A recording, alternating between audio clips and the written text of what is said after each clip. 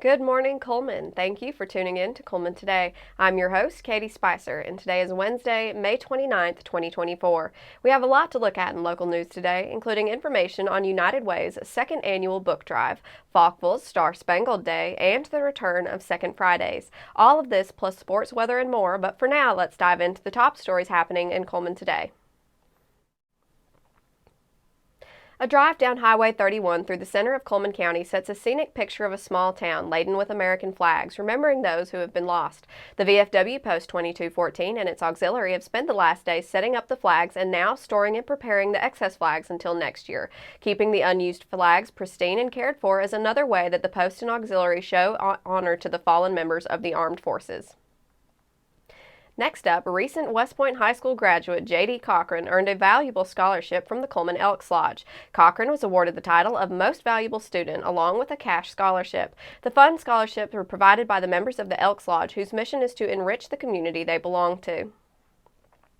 To finish up our top stories, with the help of the Cullman community, United Way of Cullman County was able to give the little free libraries across the community and their area's local daycares and partner agencies. The book drive was a public event but had partnerships with Ray Haw, Publix, and Ruskin Packaging. With local authors like Kara Snyder and Caitlin Chappell holding book signings to support the drive, the books were flowing in. Stephanie Childers, United Way's Cullman County Executive Director, said, "The second annual book drive was a huge success. The community donated over 300 books to little libraries and daycares in need all over the county. This initiative supports our Success by Six program, a program that focuses on school readiness for children under 6 years of age." Now that we have the top stories out of the way, we're going to take a quick break before returning with sports.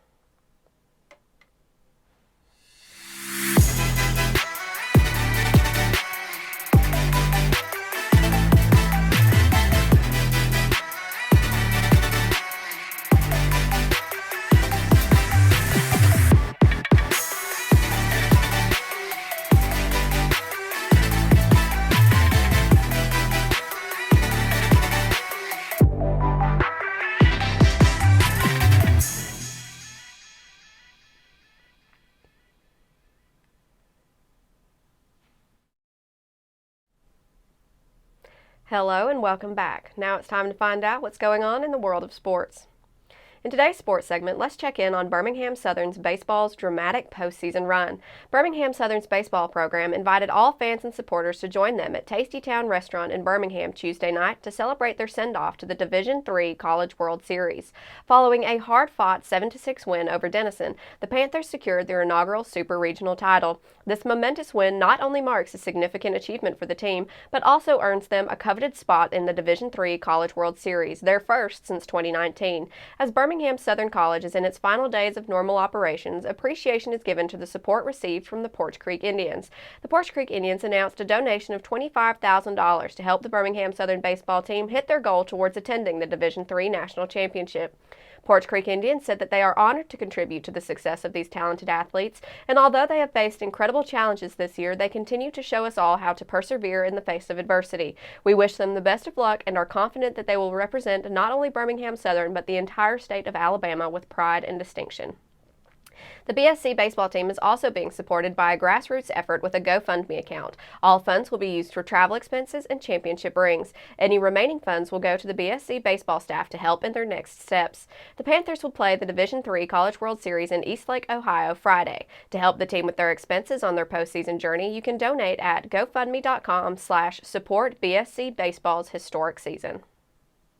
Sticking with college baseball, Alabama will participate in the NCAA Tallahassee Regional starting Friday. The Crimson Tide will be joined by UCF, Stetson, and host Florida State to open postseason play. The second-seeded Crimson Tide will get regional play started with the third-seeded Golden Knights Friday at 5 p.m., while the Seminoles and Hatters meet at 11 a.m. on Friday. Each regional is double elimination with only one team advancing from each regional site into NCAA Super Regional play.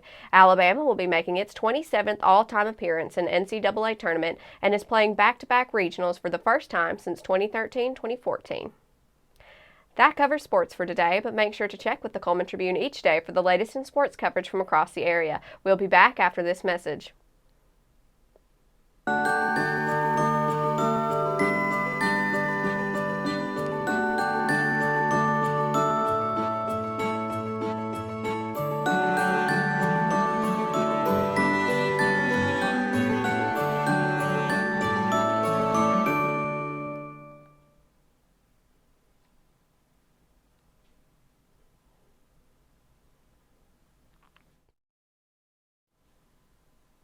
Hello and welcome back to Cullman Today. Now it's time to speed things up with our news rundown. 4 stories in under 4 minutes.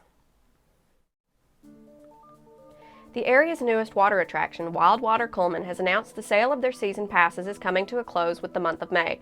Guests have until Friday, May 31st, to snag their season pass, allowing them full access to the water park and discounts on amenities and concessions. The passes can be purchased online at wildwatercullman.com for $129.99.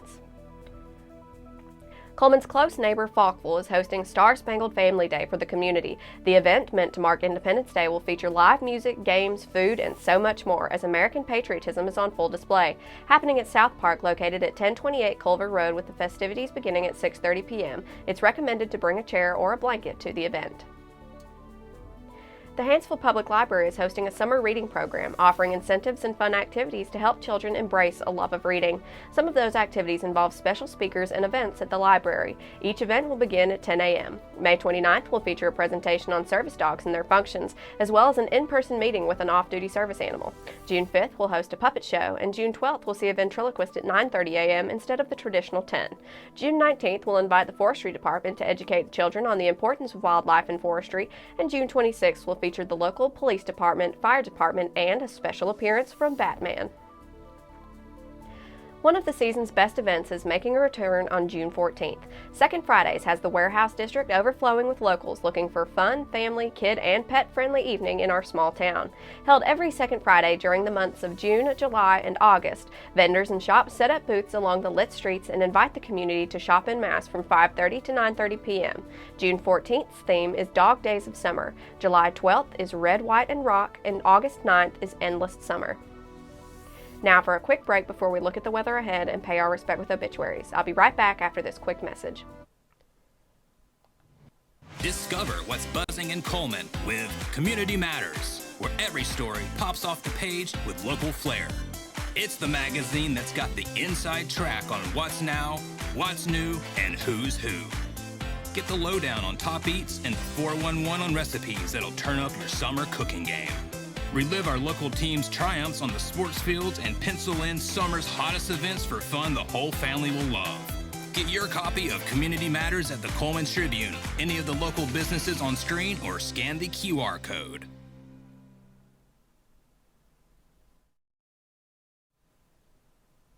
Welcome back. Let's take a moment to pause and remember those who have lost their lives this week as we turn to obituaries. Helen Patricia Denton Gorf.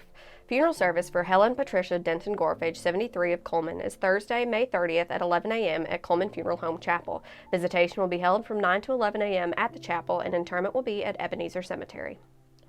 That finishes up obituaries for today. Our thoughts and prayers go out to her friends and family. Now let's take a look at today's weather forecast. Today will be sunny with a high near 82 and a calm wind becoming northwest around 5 miles per hour in the afternoon.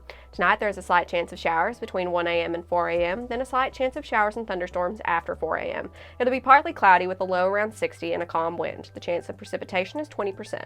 On Thursday there's a slight chance of showers and thunderstorms before 7 a.m., then a slight chance of showers between 7 a.m. and 1 p.m. It will be partly sunny with a high near 75. Expect a calm wind becoming east around 5 miles per hour. The chance of precipitation is 20%. Thursday evening will be partly cloudy with a low around 58 and a calm wind becoming east to northeast around 5 miles per hour. That concludes our broadcast for today. Thank you for joining us on Cullman Today. We'll be back bright and early tomorrow morning at 6:30 a.m. I'm Katie Spicer with Cullman Today, signing off. Have a wonderful Wednesday, Cullman.